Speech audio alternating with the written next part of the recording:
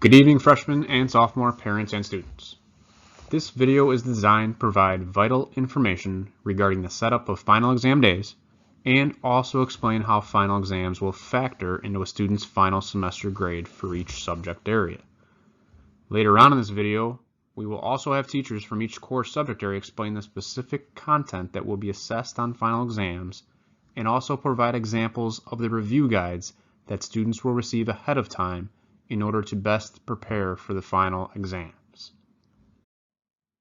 This first slide explains the bell schedule for the final exam days.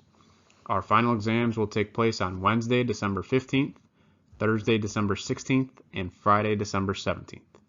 As you can see, we have 90-minute periods for each final exam, and there will be no lunch service on any of the final exam days. Students will take their first and second hour exams in the morning on Wednesday, December 15th. Lincoln Way will provide bus transportation home for students after the second hour final exam on Wednesday. Any student that is taking a 0-hour class should bring a lunch to eat at the beginning of the 0-hour final and will then be provided bus transportation home at the end of the 0-hour final. On Thursday, December 16th, students will take their third, fourth, and fifth hour final exams. Both the fifth hour and 0-hour final exams have 10 extra minutes built in, so students can eat lunch at the beginning of those periods. On Thursday, transportation will be provided home after the fifth hour exam only. Friday, December 17th, students will take their 6th and 7th hour final exams. Buses will then leave West after the 7th hour final exam. This next slide is a pre-excused note which a parent signature is required for a student to not have to be at West if he or she has a lunch period at the beginning or end of a final exam day. For example, if a student has a third-hour lunch, they will receive this note from their advisory teacher and have it signed by a parent excusing them from the third-hour final exam time on Thursday morning. Students must then provide their own transportation to school Thursday morning and arrive before the fourth-hour exam begins. This would also apply for students that have a 6th-hour lunch for the Friday morning exam period. Students who have lunch during 5th hour may leave for the day directly after their 4th hour exam ends. In this case, the students must provide the signed pre-excused note and must provide their own transportation home after 4th hour. Pre-excused notes for the 3rd, 5th, and 6th hour lunch periods should be returned to West by Friday, December 10th. If a student is not able to provide transportation on their own for the 3rd, 5th, or 6th hour exam periods, he or she will report to the regular advisory classroom where they can study during their advisory exam period. Students that have a 4th hour lunch will stay at West and report to the regular advisory classroom and teacher. Students are not able to be pre-excused from the 4th hour lunch. If your student travels to Lincoln Way Central for a class, they will also do that during final exam days. More information will be communicated to these specific students as we get closer to the final exam days. Next, the breakdown of how final exam grades affect semester grades will be explained. A semester grade is computed by 80% of what you earned in class up until the final exam and 20% of how you perform on your final exam. Semester grades are the only grades on your school transcripts along with your attendance and your cumulative grade point average. Transcripts are what future colleges, trade schools, employers, etc. look at for your admissions and hiring purposes. This slide reflects the grade distribution I just mentioned and the grading scale. Let's say you are trying to earn all A's for the semester. This slide shows you how to calculate what you must earn on your final exam to earn the lowest possible A- for the semester grade. In the example provided, the student is currently earning a 92%, so the student plugs their current semester grade into the formula along with 90%, which is the lowest possible A. As you can see from the formula, the student needs to earn an 82% on the final exam to earn an A- for the semester. This slide shows what a difference studying for a final exam can make on your overall semester grade. Both student A and B currently have an 88% or a B+ in the same class. Student A didn't put a lot of effort into studying for the final exam and wound up earning a D- on it with a semester grade of a B-. Student B put a lot of effort into studying and earned an A+ on the final exam with an overall semester grade of an A-. Both students had the same grade heading into the final exam but finished a full grade apart. 20% may not sound like a lot of weight, but it can make the difference in your semester grade. Hi, I'm Mrs. Shear, and I'm going to talk to you a little bit about study skills in preparing for finals. Let me start off by taking a look at the life of a student in the 1980s during finals, and that would have been myself in 1980. I was a freshman, and we had final exams. And when I went home to study the night before, we had these things in our house. So there were books and records, magazines, we got the newspaper, there was a radio, there was one television and only one phone. So going home and studying for several hours seemed like not a big chore. Fast forward to the life of a student in the 21st century, and you can see there's so much more available to them, but so much more out there for them to be distracted by. And it's even more. So the word distract comes to us from the Latin. It's a prefix dis, which means away, and then the Latin root tract, which means to draw. Literally, to distract means to draw away. And so as much as I like technology, and I think technology can be very useful in studying and planning, it also can be a problem. So as you are studying, I think it's important to do some things to prepare. One of the things you can do is to set out a calendar. It is going to be a busy month. So create some type of calendar for yourself and include on your calendar, of course, your finals, other tests. Many of you will have tests the week before finals. You'll have projects due. There's a lot of other important dates. Many of you are in a sport or in a club or an activity, and you will have performances if you are in band or in orchestra. And so those need to be included as well as any family events or church events that you might be attending or have to take part in. So it's good to know your dates and get those set up. And then you need to take a look and see how you're going to structure your study time.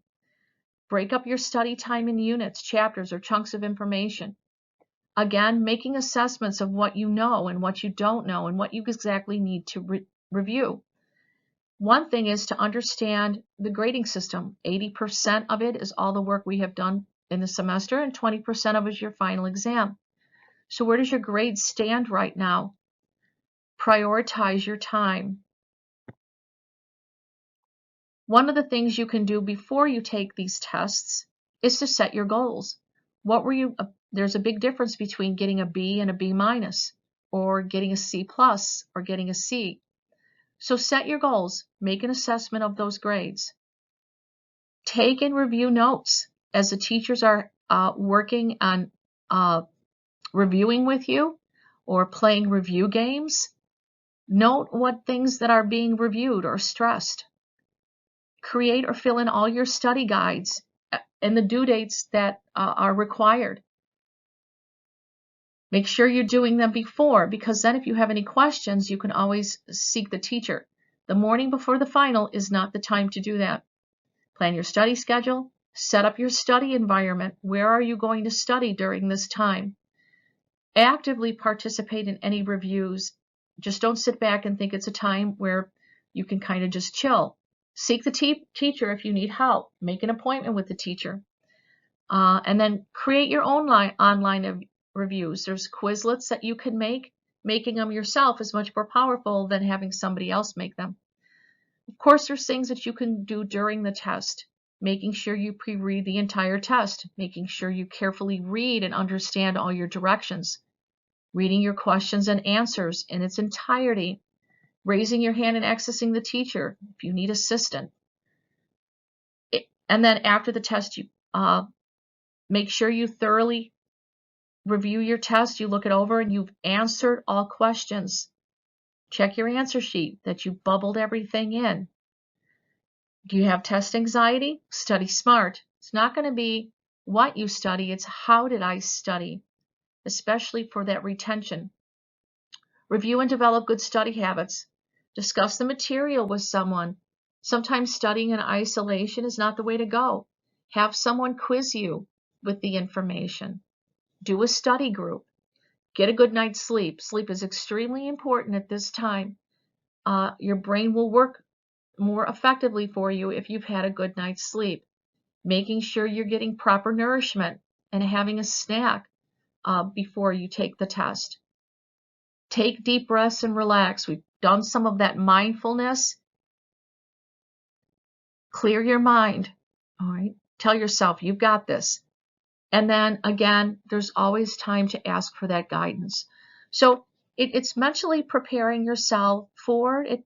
It's an hour-and-a-half test, but doing some prep time ahead of time will make it a little less stressful for yourself. Thanks.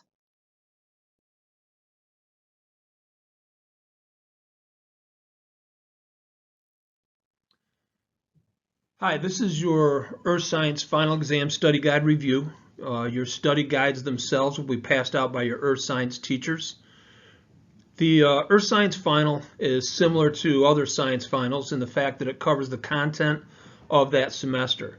So the tests, quizzes, notes, etc. that you've had is what you'll see on this final.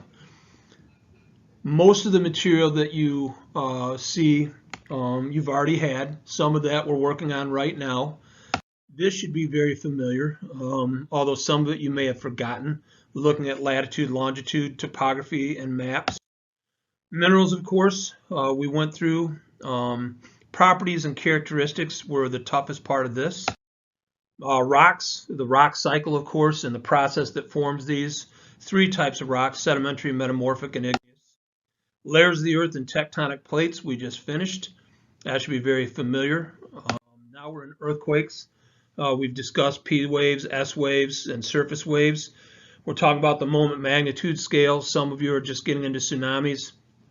And all of this will finish up probably somewhere very close to Thanksgiving break or just after.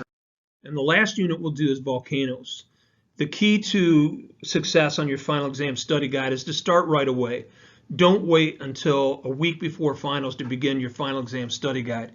You're going to want to highlight or circle those things you need help on and get that information right away. Students that finish their study guides earlier do better on the final. The other thing I will tell you is that we will have final exam reviews for all students. They'll be offered before and after school. Take advantage of those. Students definitely have better success in the finals after doing those.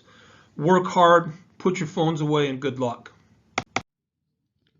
The regular chemistry final exam will be approximately 100 multiple choice questions. Each chemistry teacher is providing their students with an in-depth study guide that goes over all the topics of first semester. This study guide is a good indicator of the types of questions the students will see on that final exam. If your student hasn't received that study guide yet, they will before Thanksgiving. The best way to prepare for this final is to do that study guide early. As they're working on that study guide, they should highlight questions that they don't know and then look up their notes on that section to better understand that topic. If the student is still struggling, then they should see their teacher and make sure that they get extra practice on those types of questions. By working on the study guide early, they have plenty of time to look through their notes and plenty of time to see their teacher if they do have questions. This is going to alleviate a lot of stress that week of finals. So again, the earlier they work on that study guide, the better. Other pieces of information students should know is that even though the final is multiple choice, they should still practice writing out all their calculations on paper, and just know that eventually they'll choose a multiple choice answer that matches that. The day of finals, students should bring a pencil for the multiple choice with an eraser, and they should bring their charged calculator. The teacher might have extra calculators, but it's not guaranteed, so they should make sure they bring their calculator and that it has plenty of charge to ensure they get to use it. The teacher will provide a periodic table, a conversion sheet for their dimensional analysis problems, and a polyatomic ion sheet for the naming section. If the teacher is providing any other resources, they'll make sure to communicate that to the students. If your student has any questions about what will be provided other than this, just have them let their teacher know. This slide provides a general topic checklist for each unit covered in chemistry first semester. The study guide provided by your student teacher is much more in-depth and will give the students a much better indication of the types of questions they should know. Again, the earlier they work on that study guide, the more prepared they will be for that final. So encourage your students to start that study guide, look over their questions, look over their notes, and see their teacher on any questions they still don't know the answer to. To help your student prepare for the honors chemistry final, Mrs. Locke and Mrs. Little provided an in-depth study guide that covers all the topics of first semester. This study guide has already been distributed to the students, and hopefully your students started working on it. Each teacher also broke down that study guide into different sections, and each section has a due date. If your student is unaware of when that due date is, make sure they contact their teacher so they know what questions are due when. The goal of breaking down the study guide is so that students don't wait until that last week before finals to start studying. The due dates are to spread out the studying so that if they do have questions, they have plenty of time to get their questions answered and know how to do a problem before that final exam comes. In addition, students should know that they are preparing for a 100 multiple choice question final. So even though the final is multiple choice, students should still prepare by writing out all their calculations and electron configurations on paper, but they should know that eventually it will be a multiple choice form when they pick their answer. Other things to note about the honors chemistry final is that students should make sure to bring a pencil with an eraser and their charged calculator. So the test is multiple choice, so they should make sure they have that pencil, and the teacher might have an extra calculator, but it's not guaranteed, so they should make sure they bring their calculator and it's charged just to ensure they get that. The teacher will also provide for the final a periodic table, a conversion sheet for their dimensional analysis problems, and a polyatomic ion sheet for the naming. If your student's teacher is providing any extra resources, they will let the student know, and if your student has specific questions about what will be available, again, have them contact their teacher. This slide provides just a checklist of everything that was covered in first semester, but the study guide provided to your student is much more detailed. That will be a good indicator of the types of questions and the types of content that will be covered on their final.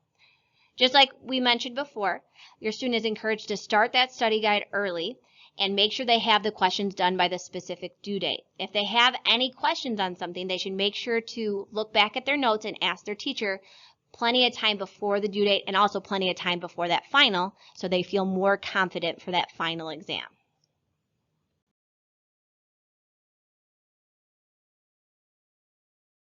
Sophomores are mainly in one of two math courses, geometry or geometry honors.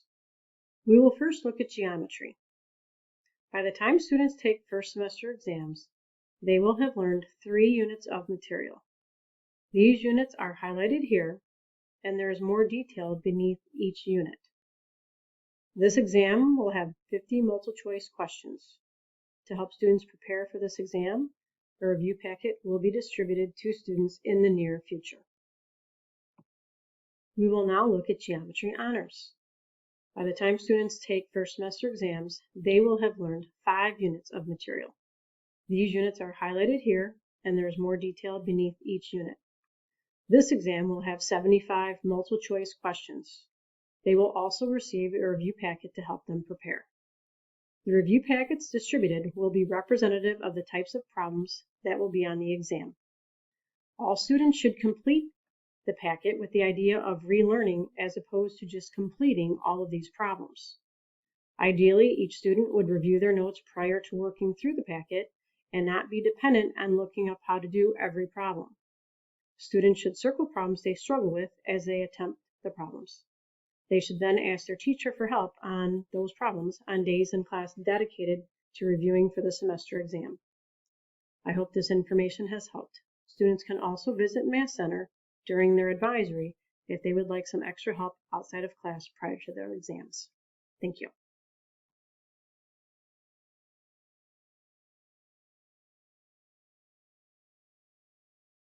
The English final exam will assess skill mastery rather than recall of specific content. Like all classes, final exams in English make up 20% of a student's semester grade, so it's important that students take them seriously. The English final exam for both English 2 and English 2 Honors has two parts, a multiple choice passage analysis and an in-class essay. Both of these are weighted equally in the calculation of the final exam grade. The passage analysis test is a multiple choice exam where students read short selections that they have not seen prior to the testing day. They are then asked questions about the passage to demonstrate the mastery of analysis skills they have practiced throughout the semester, such as making inferences, analyzing the choices an author makes when constructing a text, and editing for grammatical accuracy and impact. The essay portion of the final exam takes place on the last regular day of classes before the special final exam schedule begins. This year, that will be Tuesday, December 14th. On this portion of the final exam, students are asked to write a brief essay that demonstrates the claim, evidence, reasoning structure they have practiced throughout the semester. A link to helpful graphic organizers is here, as well as the pathway to these organizers on our website.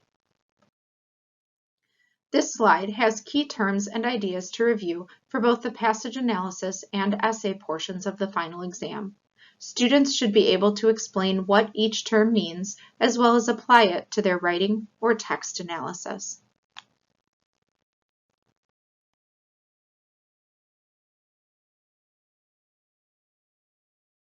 Hello everyone, this is Mr. Render, and on behalf of the Social Science Department here at Lincoln Way West, I'd like to walk you through some study tips to get ready for your college prep or AP US History final exam coming up in mid-December. Everybody probably feels that you're a little overwhelmed at finals and there's so much to do and you feel as though there's not enough time. And so we want to provide you with a plan that's going to help you to focus and to get locked in and to make sure that you make the most of your time and your efforts. The first thing we encourage you to do is to make a schedule. About 2 weeks prior to your final exams, get out a calendar. You can hand make this, you can print it from your laptop there, and schedule specific activities of 15, 20, or 30 minutes each day before finals. The idea behind this is that when you get home at 8:30 after a basketball game, or you get home late after a cheer competition or a band practice, you want to be able to just look at that calendar and it says, hey, 15 minutes, I'm doing this.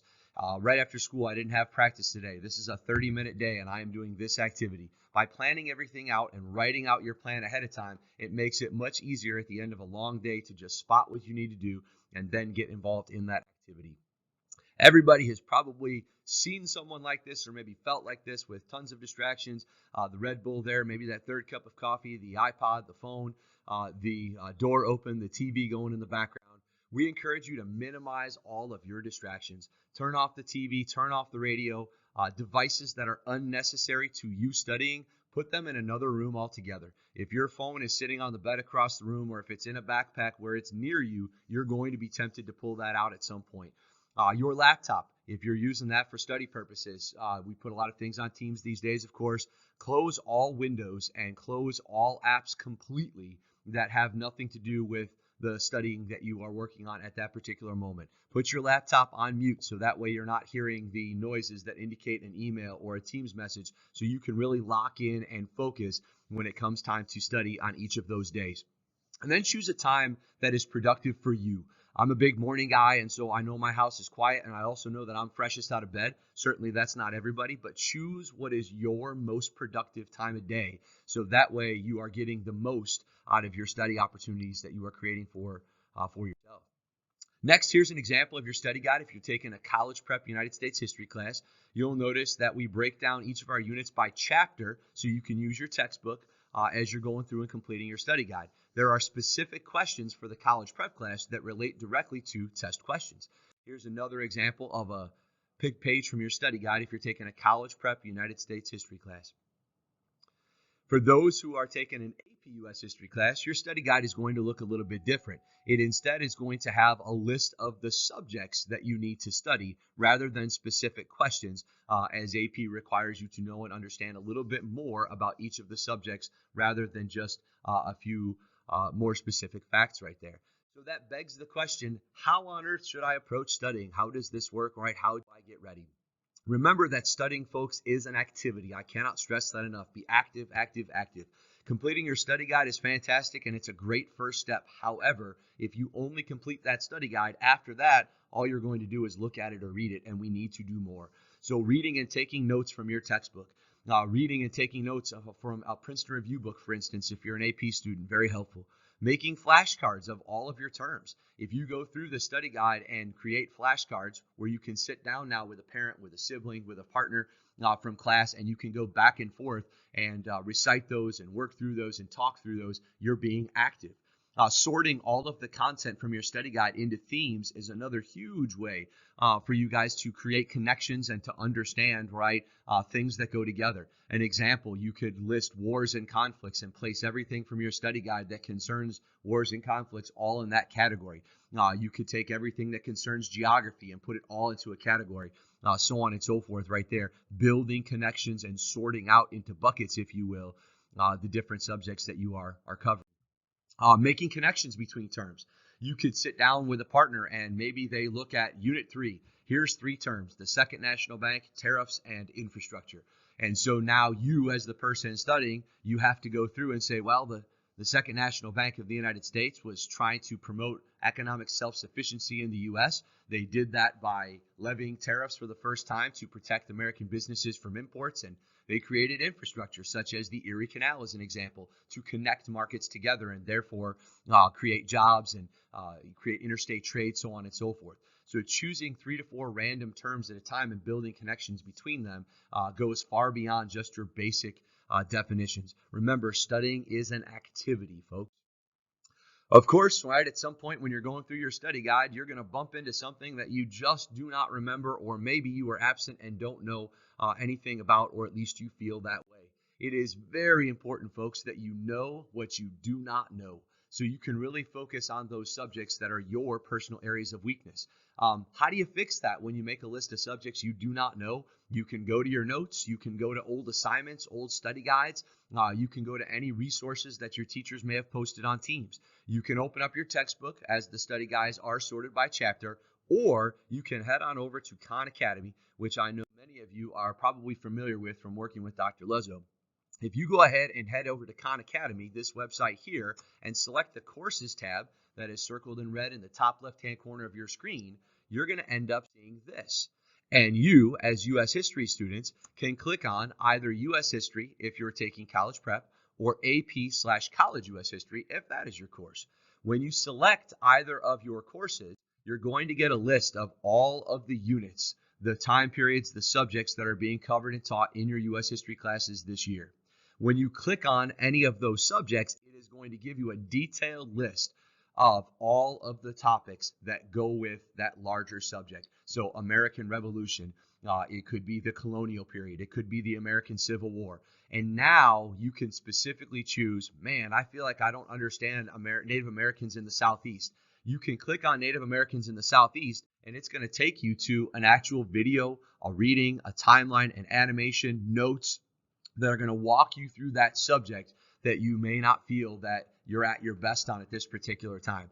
Really, really handy for you to be able to go through a unit down to a specific subject and be able to get some more study help there. At the end of the day, folks, you need to make that schedule, all right? Plan out your study for final exams. Clear out all distractions. Studying is an activity. Make sure that you're doing something instead of just looking at that study guide. And perhaps most importantly, folks, learn and know what you do not know and figure out how to correct that. We wish you all the best of luck. We know you're going to do fantastic on your final exams. Take care, Warriors, and have a fantastic day.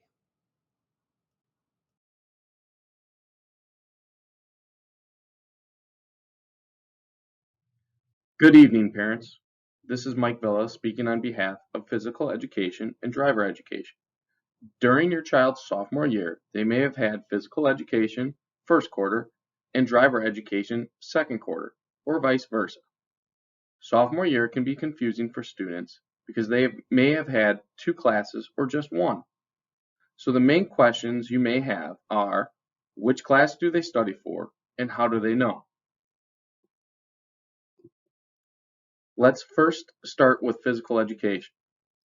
Each different PE course will have finals, but the format may be a little different. Human performance will have a take-home exam the week before, and they will also dress during the finals for a participation grade as well. Fit for Life, regular, and competitive will all take a written exam that day. If your child is in PE now, they will need to take the PE exam, and they will not need to study for the driver ed. Driver education students who are currently in the classroom will take the driver education final with the driver education teacher. They will not need to study for the physical education final. Their driver ed final will take the place of their PE final. In the gradebook, you will not see a driver ed final. It will be listed as a PE final, but in the comment, it may list driver ed final. So please understand their driver ed final will be listed as a PE final. Okay, what about exemptions? If your child was exempt for medical, band, or athletics, they ultimately need to meet with the PE teacher to see what they are responsible for. If they were out more than 8 weeks, they will receive a P, and less than 8 weeks will receive a letter grade. All band and athletics should receive a letter grade because they were back before the 8 weeks. Medical exempts may be either a P or a grade based on how long they are out. Again, if you are uncertain, the PE teacher will be able to let you know exactly what your child is responsible for. I highly recommend, if you are in an exempt category, to email their PE teacher. Do not just assume your child doesn't need to take the exam. All students will be notified the last week to see their PE teacher. Lastly, where should my child find the information to study for? All teachers use Teams and will post everything your child needs for the exam on it. If you are uncertain what your child needs to study for, please just reach out to their PE teacher.